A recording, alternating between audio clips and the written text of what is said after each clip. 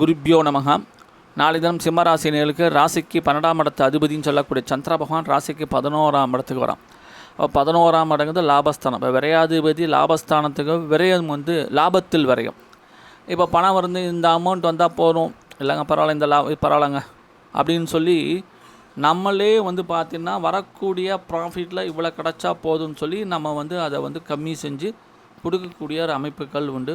அதே நேரத்தில் பார்த்திங்கன்னா மூத்த சகோதர சகோதரின் நன்மை மேன்மை உண்டு.